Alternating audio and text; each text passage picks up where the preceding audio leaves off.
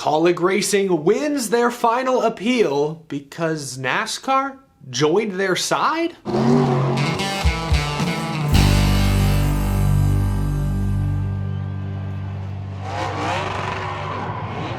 How's it going, y'all? My name is Eric. Welcome to Out of the Groove. It's great to be back in my home studio. It has been a very busy NASCAR news day. I actually was working on a second video that's going to come out later this afternoon when the Kaulig Racing news broke. So I decided to hit pause on that because I feel like this news, as well as a couple other things we're going to talk about, is a lot more timely. Had to get some things off my chest, wanted my immediate reaction out there. So stay tuned because shortly after this video gets posted, I have another more in-depth NASCAR news video coming out. But before we get to the Kaulig news and the latest plot twist in that saga, we've got to talk about social media. Fans just get so riled up over quite literally nothing. They read into something that clearly isn't there. It drives me insane. And I know if you spent 5 seconds on Twitter, this is nothing new. This has been going on for years. It's par for the course. It comes with the territory. I know, but it still drives me crazy. NASCAR announced an all-new sustainability program they're calling NASCAR Impact. Their goal is to be carbon neutral by the year 2035. I'm not smart enough to know exactly what that means or what that will look like, but what I do know, because I read the announcement, is that no, there is no mention of any plan to convert the NASCAR Cup Series into an electric vehicle series. Here's the tweet from reporter Adam Stern that just got everyone on social media so riled up for quite literally no reason. Stern tweeted, NASCAR says it's committing to reaching net zero carbon emissions for operations by 2035 as part of a new sustainability program called NASCAR Impact. By 2028, NASCAR will introduce a new sustainable fuel, build EV charging ports at venues, and source renewable electricity. That's it. That is the tweet. But the vast majority of the replies, at least initially, were under the impression that this meant NASCAR was going full electric by 2028. When that tweet quite literally says the opposite. It just says there will be a new sustainable fuel introduced in the next 5 years. That seems to imply that there's still going to be some form of an internal combustion engine used in the Cup Series by then. So, I'm sorry. I'm overreacting to social media. That's unhealthy, not good. It just frustrates me that a large and very vocal portion of the fan base cannot handle even the mention of the word electric when it comes to NASCAR. Look, if the NASCAR Cup Series went electric in the next 10 years, I would be very disappointed. Because like many of you, I think the current V8 engines, the roar, the rumble you feel when they rocket down the front straightaway, those are some of the most appealing elements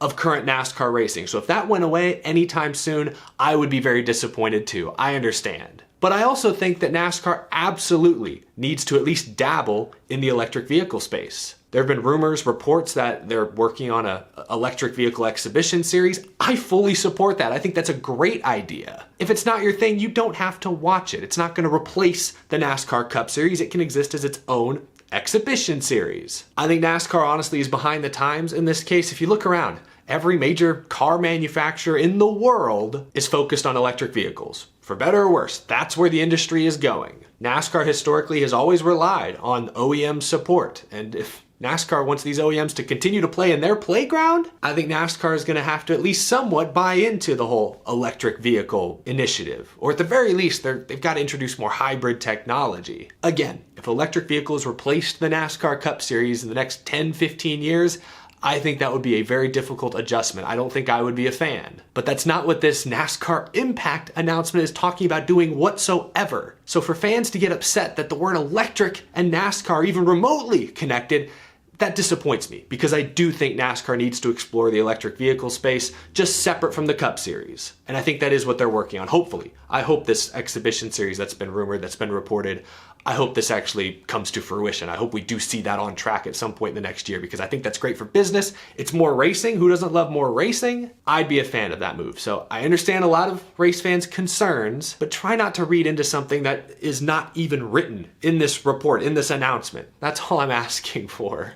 Okay, I'm so sorry. I had to get that off my chest. I know it's unhealthy to overreact to things you see on social media, but let's move on.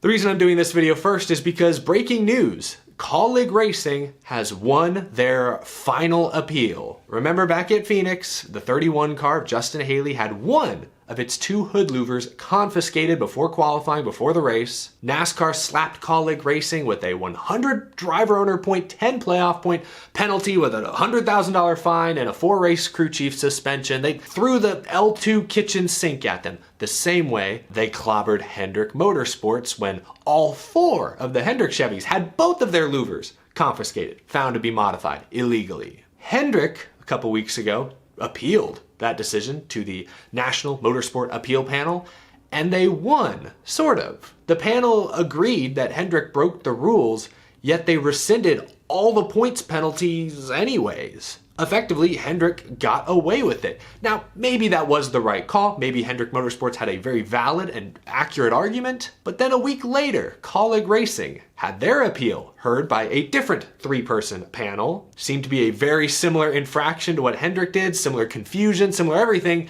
Yet that version of the appeal panel upheld NASCAR's decision. They reduced the points penalty a bit. Instead of a 100-point penalty, it was down to 75, but still, Kaulig Racing was not let off the hook the same way the 4 Hendrick Motorsports cars were, which caused fans to cry out, blatant favoritism, bias, Hendrick Motorsports getting away with murder, NASCAR hurting the little guy, Kaulig in this case. Smaller team, not Hendrick Motorsports. It was not a great look for NASCAR, even though it was not NASCAR's decision. It was an independent appeals panel who decided very differently on the Hendrick and Kaulig cases. Kaulig decided to take their appeal to the final appeals officer, which everyone has the right to do so in these instances. And today, final appeals officer Bill Mullis decided to modify the Kaulig penalty to match the Hendrick Motorsports penalty, which means all the points that they were docked have now been restored. The $100,000 fine, the 4 race crew chief suspension, that still holds for Kaulig, but the points are back in their pocket. That is a win for Kaulig Racing. Why did the final appeals officer change the decision? Apparently,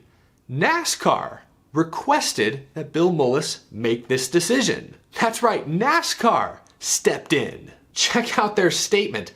NASCAR believes that Kaulig Racing committed the violations documented in the penalty notice, that the penalties were appropriate, and that the 3-person appeals panel ruled correctly when hearing the Kaulig appeal on April 5th. However, in the interest of treating all competitors fairly, NASCAR today requested that the final appeals officer remove the race and playoff points from the penalty. The Kaulig and Hendrick Motorsports violations involved the same modified part found during the same race weekend, modified louver at Phoenix Raceway, and with fairness and consistency top of mind, NASCAR requested that the FAO match the final Hendrick Motorsports penalty.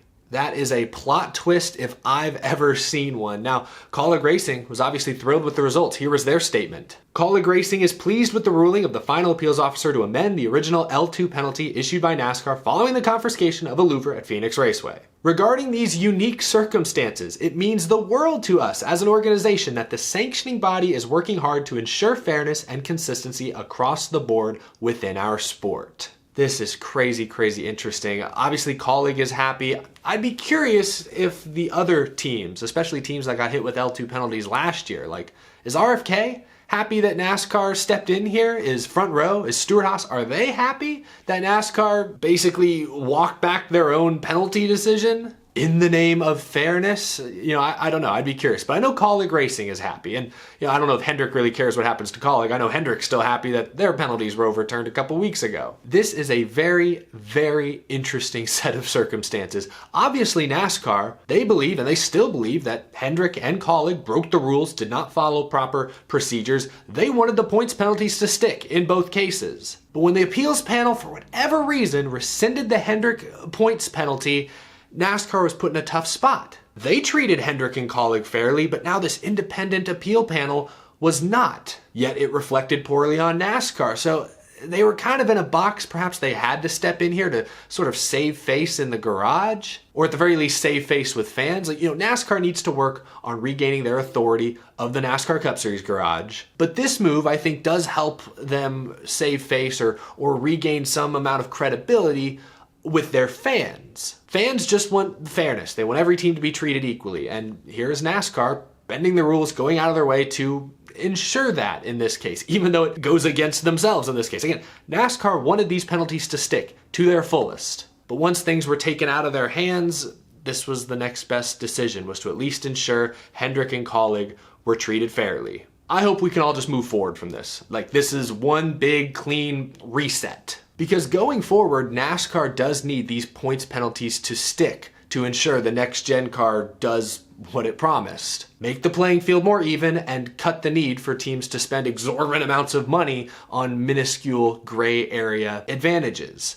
A couple weeks ago, NASCAR modified the rulebook mid-season to prevent another Hendrick Motorsports controversy. Going forward, if the National Motorsport Appeal Panel finds the defendant guilty, they can no longer then rescind a full portion of the penalty. They can only modify the penalty within the approved ranges according to NASCAR's rulebook. NASCAR also rewrote the procedure so that they can now publish the appeals panel's reasoning in any future cases. Some transparency there. We need an explanation. Why did Hendrick get off the hook and Kaulig didn't initially? Going forward now, the fans, the industry, will hopefully get a more clear explanation. This is a weird, awkward, frustrating, unique situation.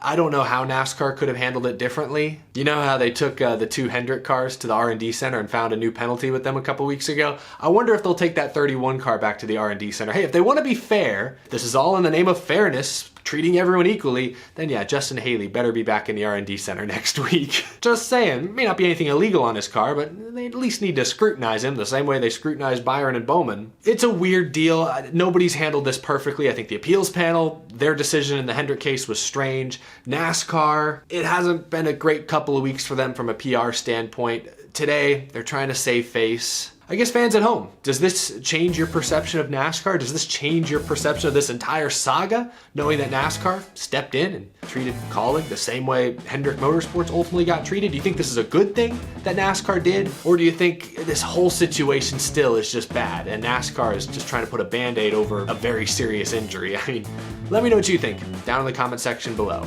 That will do it for this episode. Again, I have another video coming out later today. We'll talk about TV ratings. We'll talk about more horsepower. Drivers are pleading NASCAR to make some changes. But in the meantime, I appreciate you watching. If you're new to the channel, be sure to hit that subscribe button down below so you don't miss any future episodes. And thank you to my Patreon supporters. I will see you again very, very soon. Take it easy, y'all. Thanks for watching.